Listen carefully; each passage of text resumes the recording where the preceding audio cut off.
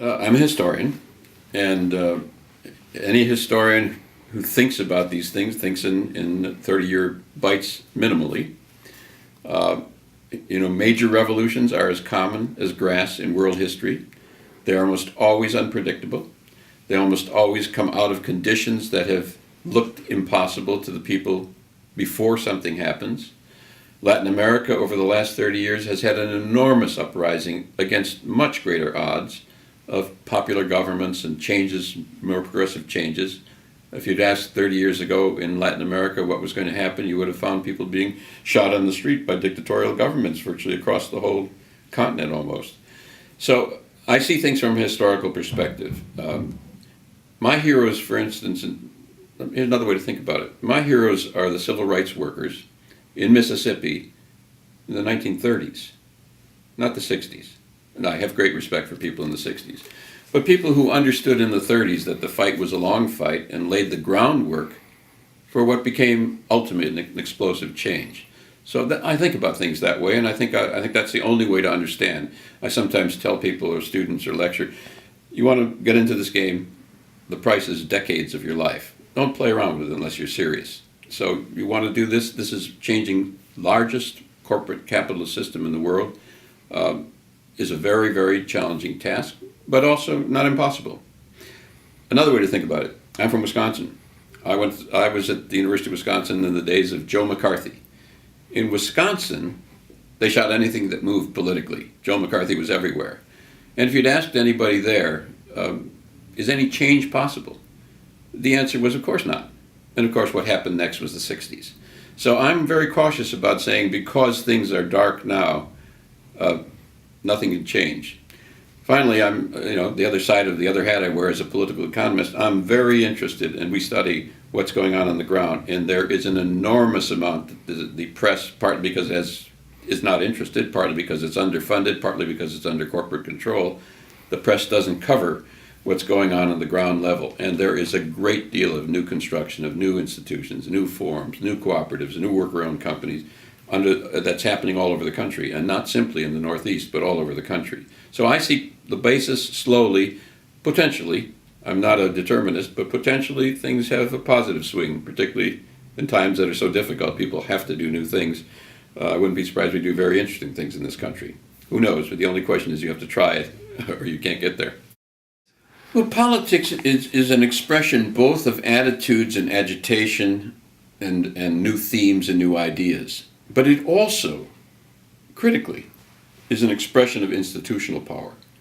So, for instance, the modern liberalism at its height depended both upon ideas and theories of value and liberty and equality, but it also had a strong labor movement as an institution to bolster it against corporate power.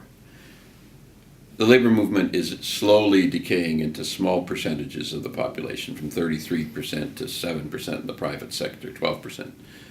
Either we build new institutions, including cooperatives, worker-owned companies, land trusts, social enterprises, all the kinds of institutions that are developing in thousands around the country, partly because of their value in and of themselves, but also as the precondition institutionally of a different power base that begins to push back, displace, take different forms away from large corporations, and makes alliances also with small businessmen and small bankers who themselves are being squeezed by these larger forms.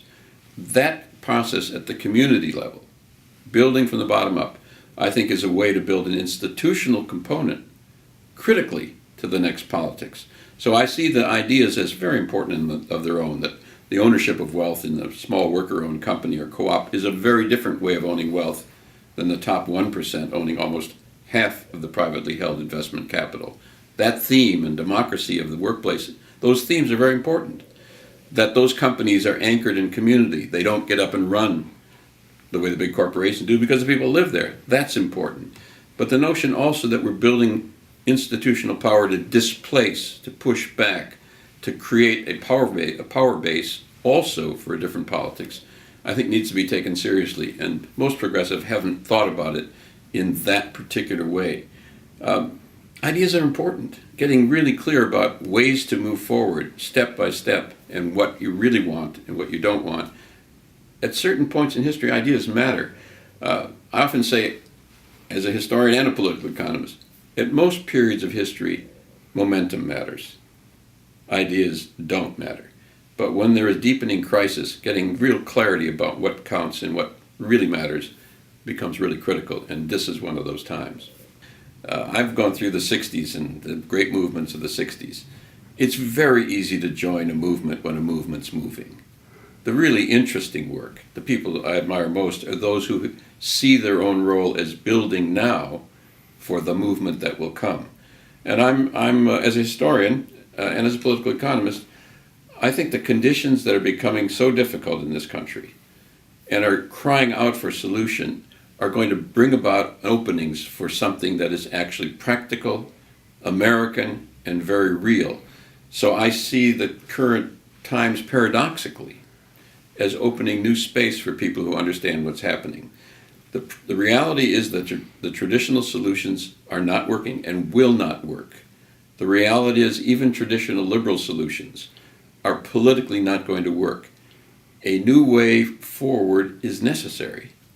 And people who are serious about it, not rhetorical, but practical, and have clear ideas of what needs to be built and how to build concretely, as thousands of people are doing around the country just below the horizon of what the press takes seriously, those people, I think, are laying groundwork for something extremely important, potentially.